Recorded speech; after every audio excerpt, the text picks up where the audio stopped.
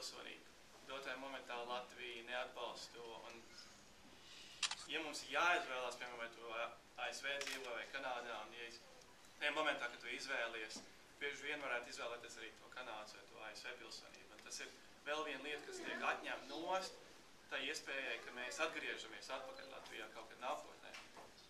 Tad kā Latvijas valdība skatās uz to un kas varētu mainīties? Šis jautājums joprojām nav atrisināts, tāpēc, ka, redziet, jebkurš politiķis baidās atvērt pilsonības likumu, jo nezināt, ko tas var beigties. Jūs atverat to Pandoras lādi, ja, un gribat izdarīt viņā dažas labas lietas. Visas beidzās, kad Saeima pēc ilgiem strīdiem var izdarīt kaut ko sliktu, un visi tiešām baidās. Un varbūt tas būs iespējams pēc vēlēšanām, bet varbūt ir tikpat baidīsies vēl vairāk pēc vēlēšanām, jo mēs nezinām, kāds mums būs Saeimas sastāvs. Bet par pilsonību. Es pirmoreiz biju Amerikas Savienotās valstīs 1990. gadā. Nodzīvoju pusgadu. Aizbraucu atpakaļ uz Latviju, ļoti laimīgs. Un 8 gadus pēc tam nebija. Pēc 8 gadiem, kad man vajadzēja braukt uz Ameriku, es aizgāju uz vēstniecību un man pat neko neprasa. Es 8 gadus tur neesat bijis. Es neesmu bijis. Varat braukt, kad gribat. Viss ir tas, ko mēs gribam dzīvē sasniegt. Un savā ārstu karjerā es praktiski visā pasaulē bijis. Jo es sasniedzu tādu līmeni, ka man bija jākontaktē ar konkrētiem cilvēkiem, konkrētās pilsētās, bieži vien tālu no Latvijas, ja es gribētu kaut ko uzlabot savā personālā. Un par to laiku es visi sapratu, ka nav labāka vieta. Nu, nav labāka.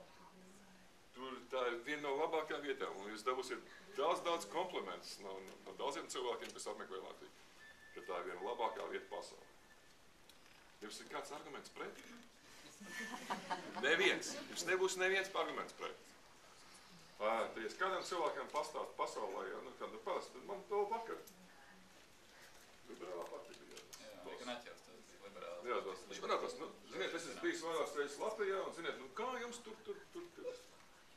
Nekā, ja 20 gadus ir bijis labs rezultāts un miers, un nav nekāda konflikta, es saku, jūs iemācāties, mums nav tur dažādi kvartāli, ja, mums izglītība pamata 8 valodās, mums 18. novembrī sanāk, 6-7, dažreiz arī vairāk, garīdznieki no dažādām konfesijām, doma, baznīcā, visi kopā lūdz Dievu par valsti.